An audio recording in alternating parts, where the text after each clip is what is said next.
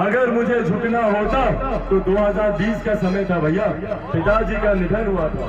आराम से इनके सामने जाके मैं नतमस्तक होता, हमको कुछ नहीं करना था भैया, जाकर बस यूं झुकना था उनके सामने। और मुख्यमंत्री बोलते हैं ठीक है बच्चा जाओ, उसके बाद हमारा भ्रष्टाचार बढ़ाओ, जाओ यहाँ पर जहरीली शराब बढ़ाओ, अवैध दारू का धंधा बढ़ाओ। न्यूज़ फॉर नेशन देख रहे हैं आप, मैं हूँ आपके साथ रश्मि। बिहार के मुख्यमंत्री नीतीश कुमार का क्या ही कहना, कभी प्रधानमंत्री बनने का सपना देखते हैं तो कभी राष्ट्रपति, ये कहना है चिराग पासवान का। आपको बताएं कि चिराग पासवान एमएलसी चुनाव को लेकर अपने प्रत्याशी के लिए चुनावी सभा कर रहे थे और इसी दौरान ये बातें चिराग पासवान की तरफ से कही गई, जिसमें उन्होंने जमकर सीएम नीतीश कुमार को खरी खोटी सुनाई है और ये वजह बताया है कि सीएम नीतीश कुमार ने किस तरह से बिहार को विकास के रास्ते पर नहीं बल्कि दुर्गति के रास्ते पर ले जाने का काम किया है। चिराग पासवान ने जमकर सीएम नीतीश कुमार पर हमला बोला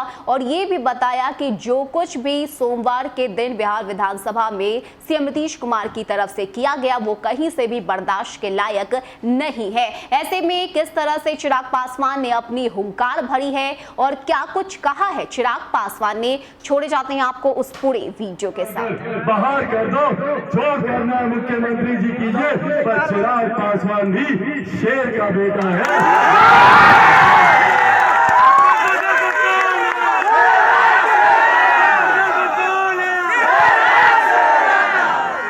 चिराग पासवान किसी से डरता है ना किसी के सामने झुकता है।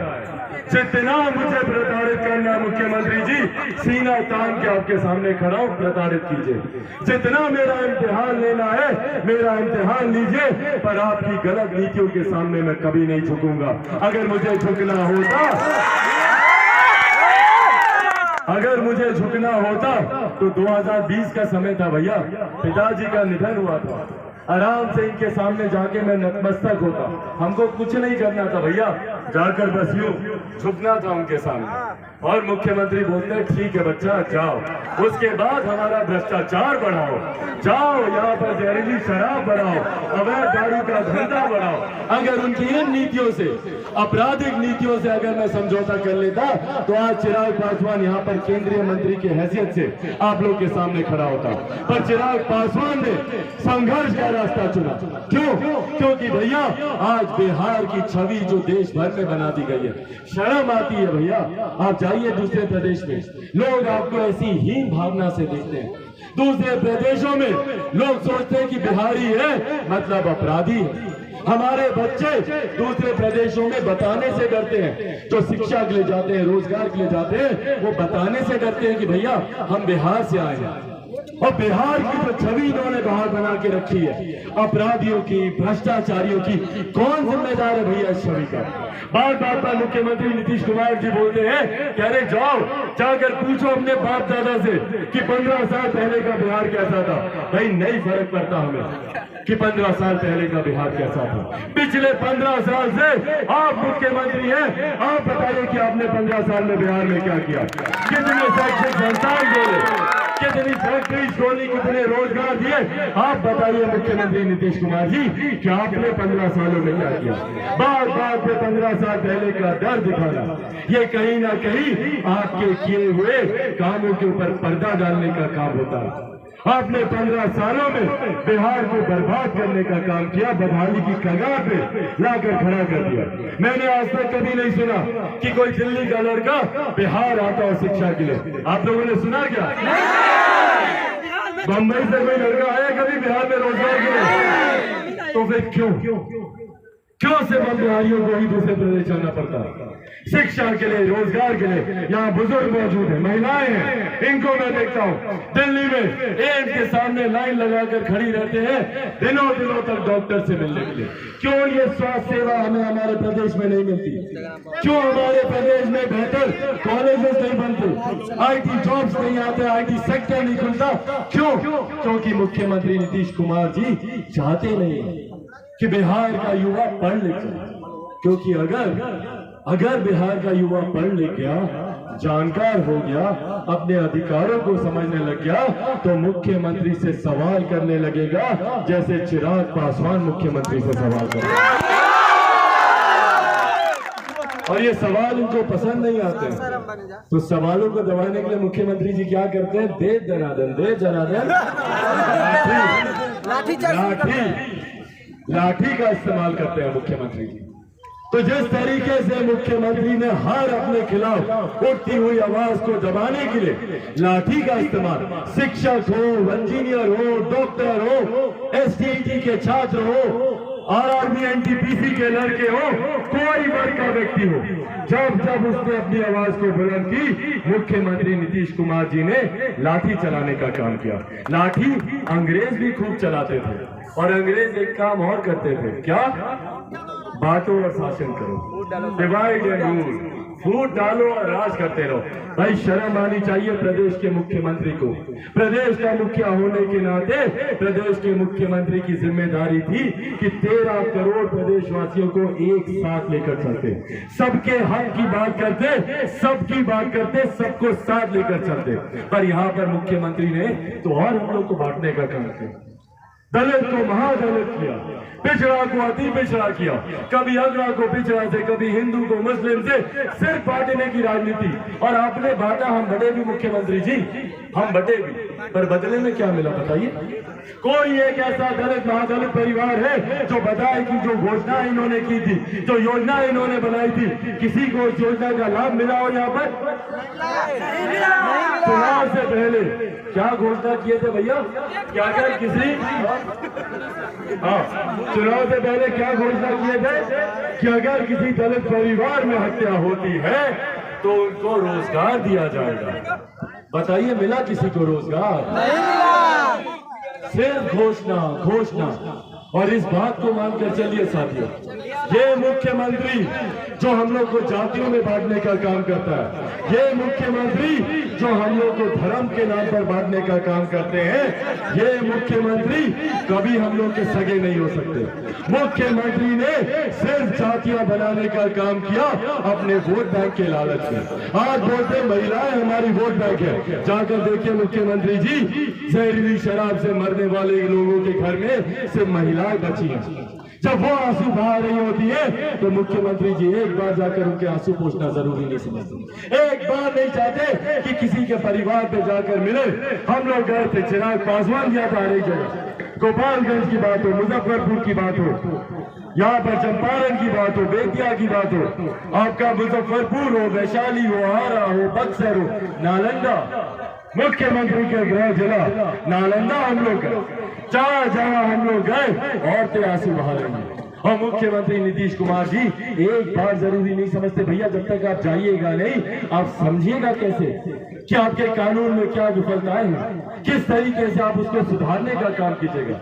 पर मुख्यमंत्री नीतीश कुमार ने सिर्फ बात का शासन करने का काम किया, कभी किसी दुखियारी के, कभी किसी पीड़ित परिवार के जाकर आंसू पोंछने का काम नहीं किया। इसीलिए साथियों ये आगाह करने आया हूं कि जरूरत है अब हम सबको एकजुट होने की, हम सबको एकत्रित होने की। हिंदुस्तान में अगर कोई एक फर्क है, कोई एक भेद है तो इतना कि एक अमीर जो अमीर होता जा रहा है, दूसरा गरीब जो गरीब होता जा रहा है। और जब तक इस अमीरी गरीबी की खाई को नहीं काटा जाएगा, तब तक जो विकसित राज्य बनाने का हम लोग सपना देखते हैं, उस सपने को हम लोग पूरा नहीं कर पाएंगे। और इसीलिए बिहार फर्स्ट, बिहारी फर्स्ट के माध्यम से हम लोगों ने निरंतरता में हम लोगों ने कार्य किया, प्रयास किया कि किस तरीके से गरीबी रेखा में, भाई आजादी के 75 साल के बाद आज भी अगर बिहार को पिछड़ा प्रदेश कहा जाता है तो क्यों? कई दिल्ली बंबई जैसे चमचमाते शहर बने और वही हमारा बिहार प्रदेश है। दिल्ली में विकास की बात तो मल्टीप्लेक्स, मेट्रो, शॉपिंग मॉल की बात, और यहाँ पर अगर विकास की बात होती है तो सोच हमारी सीमित हो जाती है कि हमारे आंगन में चापाकल कैसे करें, हमारे घर के सामने नली गली कैसे बने, हमारे गांव में ट्रांसफार्मर कैसे आए, यहाँ हमारी सोच आकर सीमित हो गई। इसीलिए साथियों बिहार फर्स्ट, बिहारी फर्स्ट के माध्यम से हम लोगों ने चाहते हैं हम लोग कि देश के प्रदेश के बिहार के हर एक गांव में, हर एक पंचायत में मूलभूत जरूरतों के अभाव को पूरा किया जा सके, हर जिले में मेडिकल इंजीनियरिंग कॉलेज खोला जा सके, हमारे गांव में ही फैक्ट्री लगे ताकि हमारे बच्चों को दूसरे प्रदेशों में ना जाना पड़े रोजगार के लिए, हमारे ही प्रदेश में आईटी जॉब, आईटी सेक्टर खुले। इस सोच के साथ बिहार फर्स्ट, बिहारी फर्स्ट आगे बढ़ना चाहता है, पर मौजूदा मुख्यमंत्री नीतीश कुमार जी इसी को नहीं चाहते और इसीलिए वो बार बार हम लोग को बांट कर, कभी दलितों को प्रताड़ित कर अलग अलग तरीके से भैया, कभी कोई फरमान चौकीदारों के लिए फरमान निकाल देंगे कि इसको इस जिले में, उसको उस जिले में, मतलब हर चीज पर कैसे भाई को भाई से अलग किया जा सके। सिर्फ इस सोच के साथ मुख्यमंत्री नीतीश कुमार अपनी राजनीति करते हैं। और बौखलाहट देखिए भैया, अहंकार देखिए मुख्यमंत्री जी का। क्या जब उनको अपनी सत्ता हिलती हुई दिखी, कुर्सी हिलती हुई दिखी, क्योंकि कुर्सी के बिना तो मुख्यमंत्री जी रह नहीं सकते।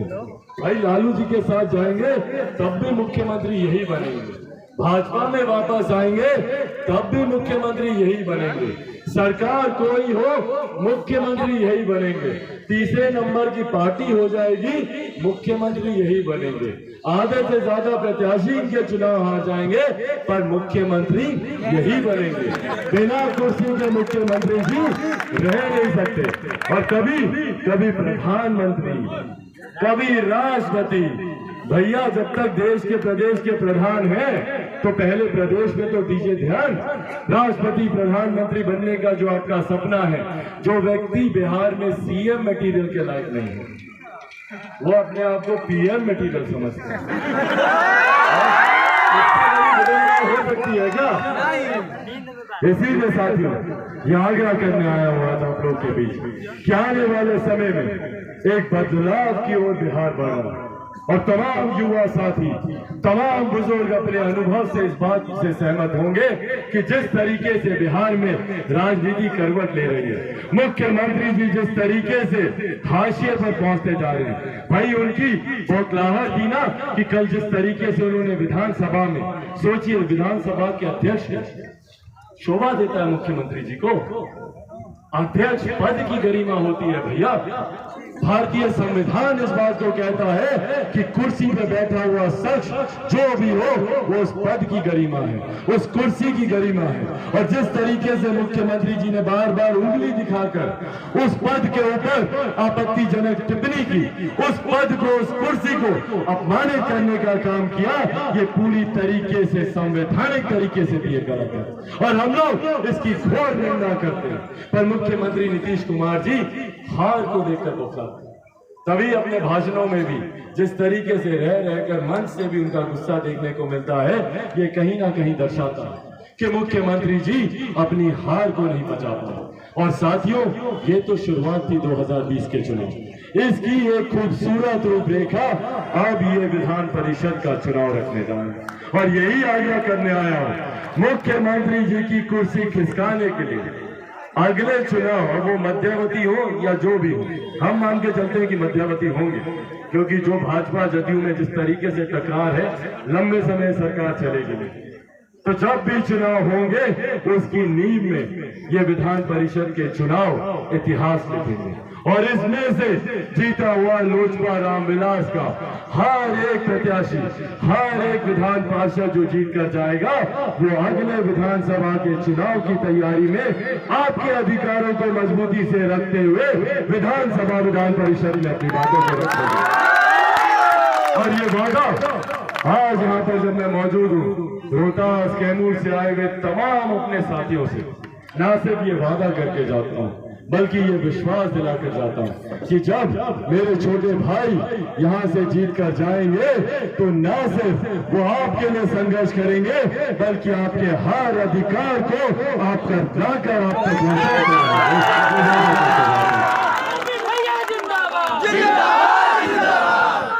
इसीलिए साथियों, इसीलिए इनको जिताना बहुत जरूरी है, इनको अपना आशीर्वाद देना बहुत जरूरी है। अगर एक विकसित बिहार बनाना है, बिहार फर्स्ट, बिहारी फर्स्ट के सपने को अगर हम लोग को साकार करना है और प्रदेश से भ्रष्टाचार अपराधियों की सरकार को अगर हटाना है, तो उसके लिए रवि को यहाँ से जिताना जरूरी है। तो जिताएंगे ना? आशीर्वाद है तो दोनों हाथ की मुट्ठी बांधकर अपना आशीर्वाद दीजिए।